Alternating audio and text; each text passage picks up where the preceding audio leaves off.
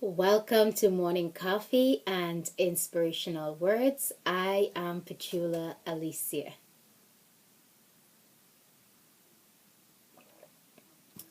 Happy Monday. Today is President's Day, so happy President's Day.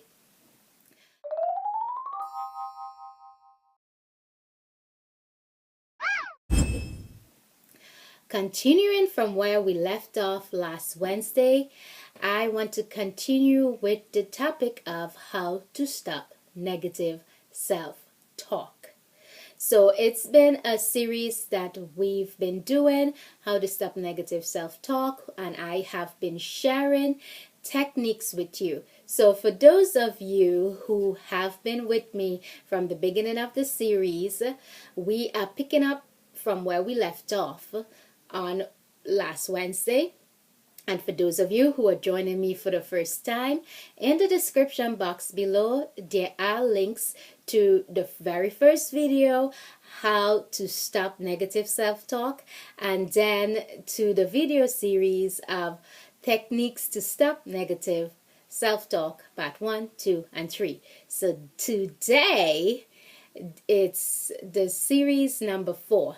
Techniques to Stop Negative Self-Talk, Part 4.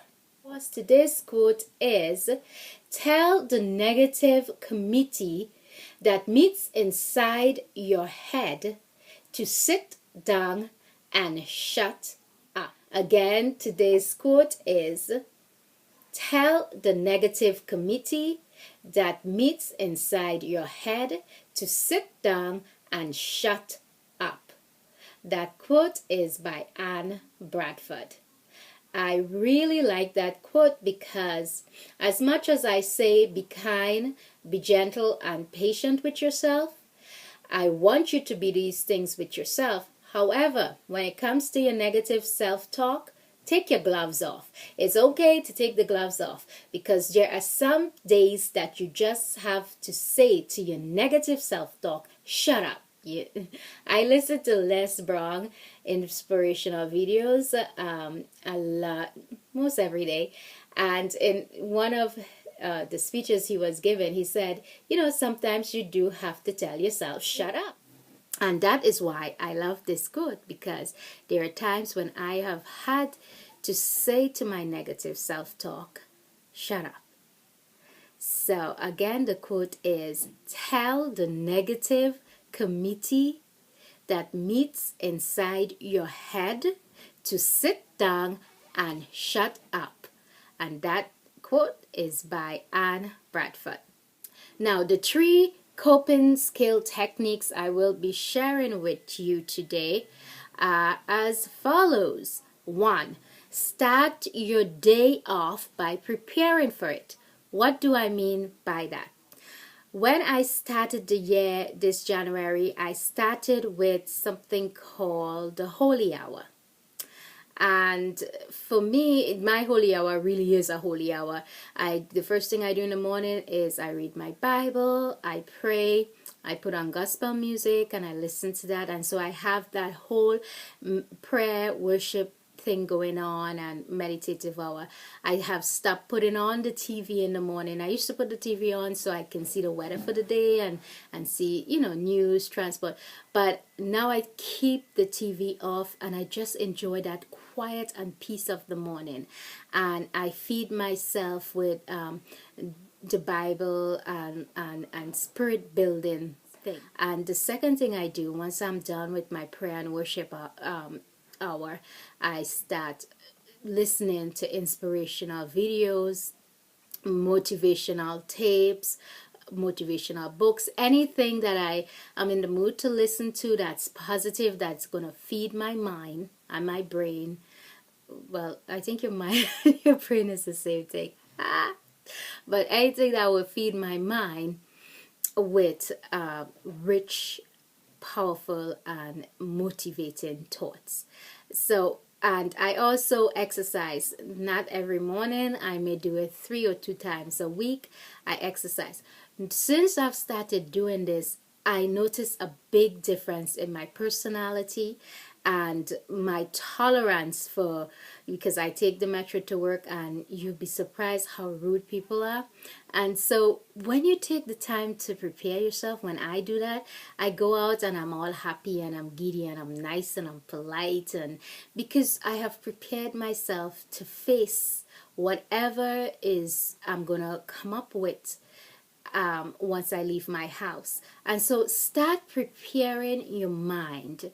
Start preparing your body too, because especially on the mornings I work out, I'm energized and I'm excited and I've got all that feel good hormones rushing through me. So I am ready to get out and take on the day. And as the day goes on and it gets more challenging, because I started off in such a positive mind frame, since I started off physically in a positive manner, the energy, I sustain it throughout the day. And so it's really been a great experience, having this holy hour and preparing myself to face the day, to face the world. And so give that a try. You may approach your morning preparation in a different manner. As usual, find what works for you. Find what fits your lifestyle, your personality, and your values. Figure out what works for you. It might require you going to bed a little earlier so that you could get up earlier in the morning. But I tell you, give it a try, because that quiet of the morning, it is so peaceful, it is so calm, and it's just you and your God, and you and your exercise, and you and your motivational speakers or inspirational words, whatever it is you're doing. It's just you and that environment, and it's just really empowering and intoxicating and refreshing and all of that great stuff. So technique number 2, pay attention to your emotion. When you're really, really happy, stop and pay attention to the thoughts that are going through your mind. What are the positive words that you're saying to yourself? What are the positive thoughts that you're saying to yourself? And even what was the positive experience that created that emotion of joy? Stop and pay attention to it so you can make note of exactly what your self-talk is and what's going on within you. And then once you have an awareness of that, you have something to hold on to. Now when you're feeling sad, or depressed or whatever, focus on that emotion, and again ask yourself, what thought am I feeding myself? What is the conversation I'm having with myself? What is going on with me? And hold on to that, and maybe what was the circumstance that triggered it, and hold on to that. And so when you put them side by side, when you put the positive that you experience and the negative that you experience, and you put them side by side and you compare them, now you're able to take from the negative and toss out, and you're able to take from the positive and keep. And so next time when you find yourself starting to feel down, and you stop and you think, oh no, we're not going down that road, okay? This is how we're going to approach this. This is the thought we're going to have here. And so that way, because you really got to be mindful. If you're not mindful, you're not going to be able to get on top of the negative self-talk or self-thoughts. So you have to be mindful of your thinking and your feelings. So that is the second tech. Now the third technique is challenge your negative talk. Okay, and that's challenge your negative self-talk, challenge your negative self-thought, challenge it. Approach it like you're doing an argumentative essay, and get the pros and the cons, and have your proof for why, and your facts, and and of course one or the other argument is going to win over, but you're going to pull out all your facts and all your this and your that. So when you come up against your negative self-talk, you are armed with all the facts and information you need to rebut it, and say, look, yeah, you're coming from this point of view. However, A, B, C, and D happened, and that's why, and this and that. And you can start tearing down those negative self-talk, just taking away its power and crippling it piece by piece. You destroy it. It's like being in a courtroom and somebody is the defendant and somebody is the plaintiff, and you're gonna win because you're the plaintiff, and now the negative self-talk is the defendant, and it's got to try and defend itself, and it has no defense. Okay, so these are 3 techniques again that have worked for me, because as I continue to share my journey with you and the things that have worked for me in my life, you would realize that the person that's sitting here doing a YouTube video and sharing techniques and different ideas on different subjects, this is a person that is a result of a lot of hard work and a lot of personal growth and personal self-development. So what I'm trying to say, a lot of what I'm telling you have worked for me. Now, this is not a one-size-fits-all approach. So always remember, do go ahead and take what works for you and use it, and what doesn't work for you, you can chuck it aside. And you have to keep in mind your personality, your values, where you are and where you want to be. But I am just here to inspire and to encourage and to motivate you guys, and to say that if I can be here from being a shy, insecure, lacking self-confidence and self-esteem, become a part of the wallflower. I mean, if I could be sitting here and doing a YouTube video that encourages and inspires, which I hope is what I'm doing, then you can do this too. You can get to a place in your life where the negative self-talk is no longer an issue. Now, I did mention in past video, there are times you're going to be tired. Excuse me, my throat is dry.